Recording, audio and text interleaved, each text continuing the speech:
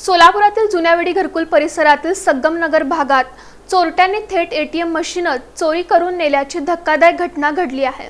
सोलापूर शहरात चोरट्यांचा धाडसी कारनामा समोर आला आहे।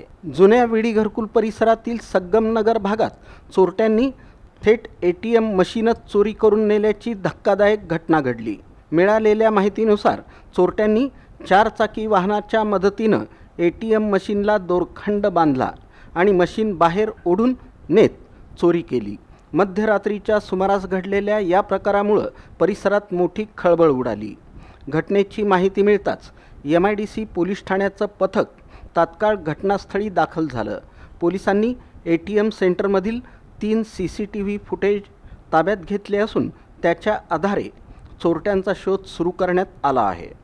शहरात गेल्या काही दिवसांपासून चोरीच्या अनेक घटना समोर येत आहेत। आता थेट बँकेच्या ATMवरच चोरट्यांनी हात साफ केल्यानं स्थानिक नागरिकांमध्ये भीतीचं वातावरण निर्माण झालं आहे। माहिती मिळताच MIDC पोलिसांसह बँकेच्या अधिकाऱ्यांनी घटनास्थळी भेट देत परिस्थितीचा आढावा घेतला।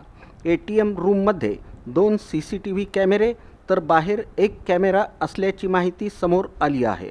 पोलिसांनी सर्व फुटेज तपासण्यास सुरुवात केली असून आरोपींचा माग काढण्याचे प्रयत्न सुरू आहेत। दरम्यान चोरीला गेलेल्या ATM मशीनमध्ये नेमकी किती रक्कम होती याची अधिकृत माहिती अद्याप समोर आलेली नाही। पोलीस या प्रकरणाचा सखोल तपास करत आहेत। एकीकडे महागाईच्या झळा सामान्य नागरिकांना बसत असताना दुसरीकडे वाढत्या चोरी आणि गुन्हेगारीच्या घटनांमुळे नागरिकांमध्ये असुरक्षिततेची भावना वाढत आहे। चोरट्यांविरुद्ध कठोर कारवाई करून आरोपींना तातडीने अटक करावी अशी मागणी स्थानिकांकडून केली जात आहे।